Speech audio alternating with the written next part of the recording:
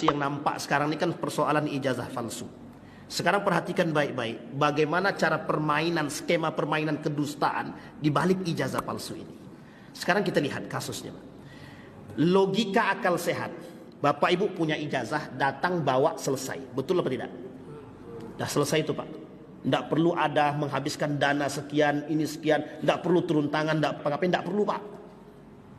Tapi pertanyaannya, mengapa skenario ini harus dibuat? Inilah yang disebut dengan manipulatif tadi Pak. Manipulasi, kedustaan. Seolah-olah manusia itu, yang sehat itu bukan akalnya. Mereka manusia hari ini dipertontonkan oleh Allah di hadapan manusia bahwa kebodohan itu begitu nyata. Sehingga yang satu hal yang bisa dinalar dengan akal sehat ini dipaksa untuk tidak menalarnya dengan akal sehat. Maka tak salah Pak ketika Rocky Gerung kata, manusia sekarang ini banyak yang akalnya tak sehat. Kenapa kita diputar Pak? Diputar-putar. Di mana letak sehatnya? Tidak ada Pak.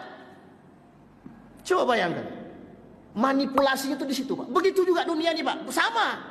Kenapa Donald Trump menginginkan hal demikian? Karena Donald Trump inginkan negara Yahudi. Donald Trump inginkan cita-cita Israel.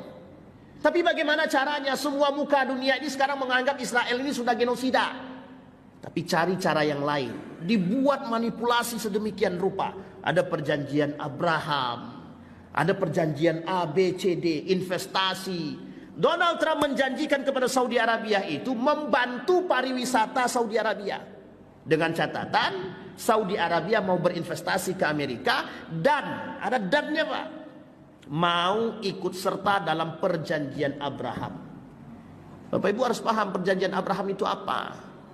Yang punya Abraham itu cuma satu Pak. Yang punya Abraham yang ada bahasa Abraham itu cuma satu yang punya, Yahudi. Selain Yahudi tidak ada yang punya Abraham. Karena pemahaman Yahudi cuma satu, agama Abraham, namanya Abrahamic religion. Coba bayangkan itu kedustaannya bagaimana model permainannya. Makanya disebut dengan dusta global sekarang.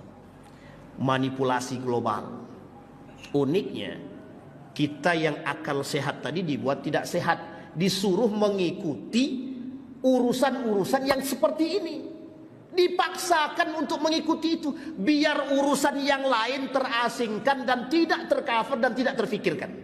Kita ambil contoh, ada yang lebih berbahaya daripada itu? Banyak Pak. Persoalan vaksin itu berbahaya, persoalan LGBT itu berbahaya, persoalan minuman keras itu berbahaya. Pertanyaan saya, ada yang lebih berbahaya? Ada, persoalan pemboikotan produk Israel. Itu jauh lebih berbahaya Pak. Kalau kita umat muslim tidak ada yang mau memboikot produk Israel, coba bayangkan berapa juta yang mereka hasilkan setiap hari. Dan mereka gunakan untuk membeli alat hanya untuk menghancurkan. Coba bayangkan. Cara mereka menutupi dengan tangan-tangan yang lain.